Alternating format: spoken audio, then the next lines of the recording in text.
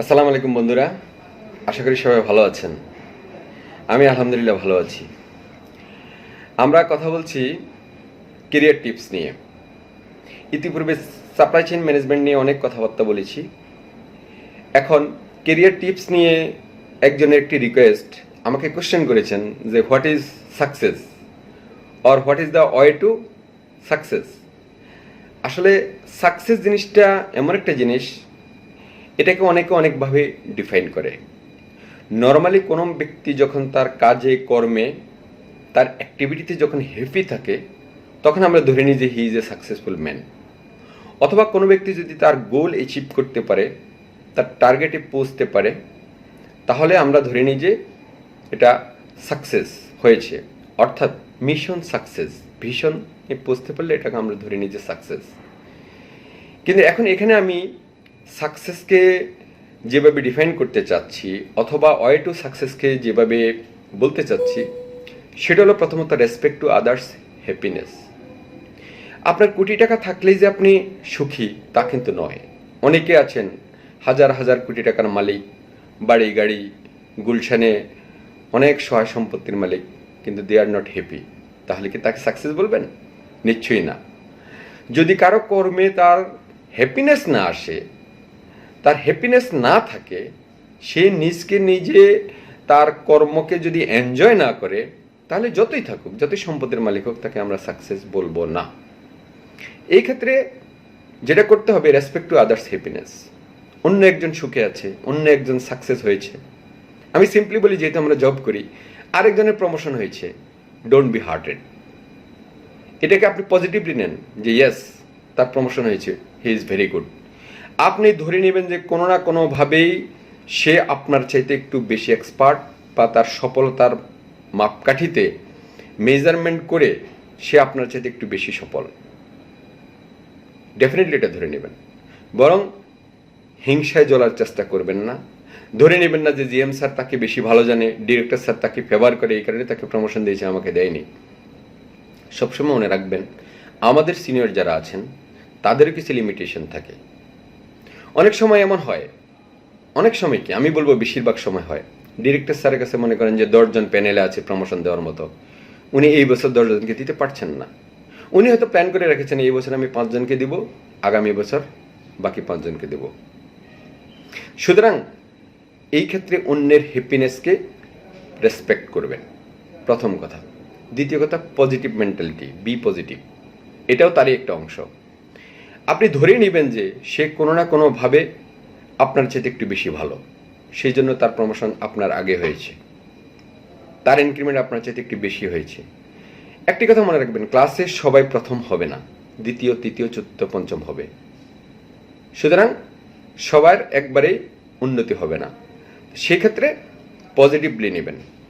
Passionate about your favourite activity. আপনি পছন্দ করেন এরকম কাজের প্রতি আপনি প্যাশনেট থাকবেন।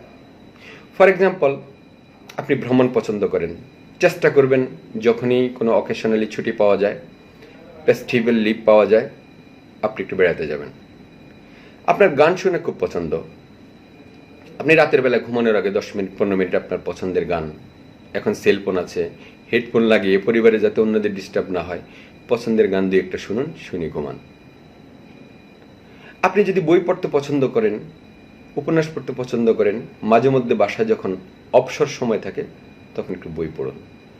অর্থাৎ আপনার পছন্দের কাজটিকে আপনি প্রায়োরিটি দিবেন, এবং পছন্দের কাজটি আপনি যখন করবেন তখন আপনার মনটা ভালো থাকবে, আপনাকে রিফ্রেশ মনে হবে, যার কারণে আপনি পজিটিভ থাকতে পারবেন।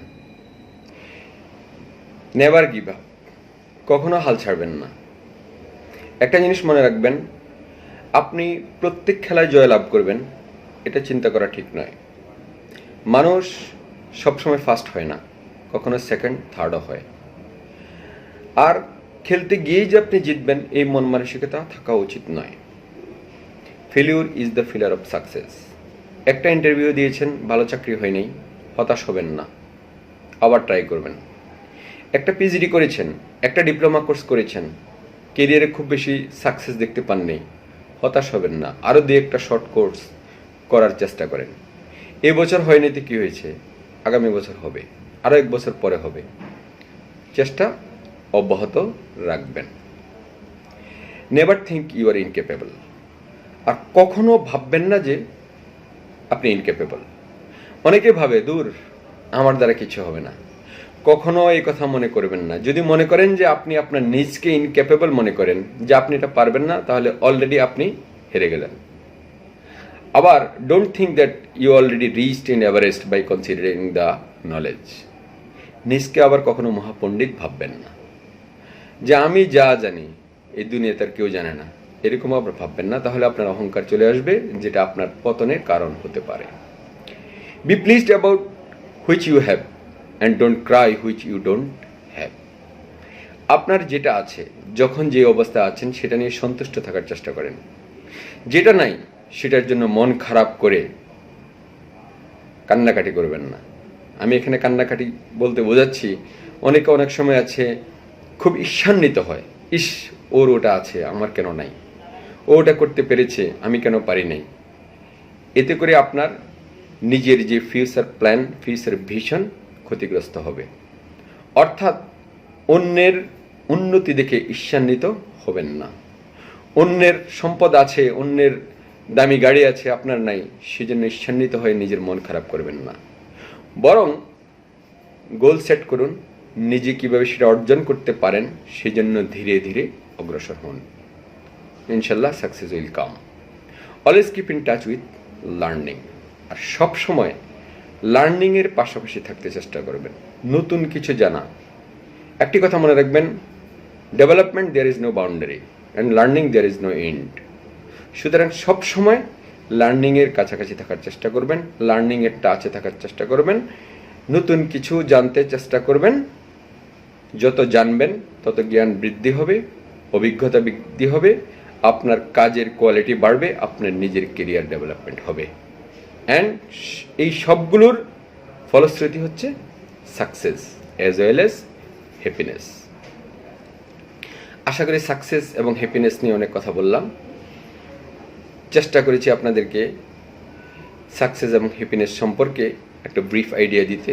এরপরে যদি কারো কোনো প্রশ্ন থাকে কমেন্টস বক্সে প্রশ্ন করুন, চেষ্টা করব ইনশাল্লাহ উত্তর দিতে। সবাই ভালো থাকবেন। Hope all of your best career, healthier, happier and comfortable life. Thanks to all my followers and friends. Allah Hafiz.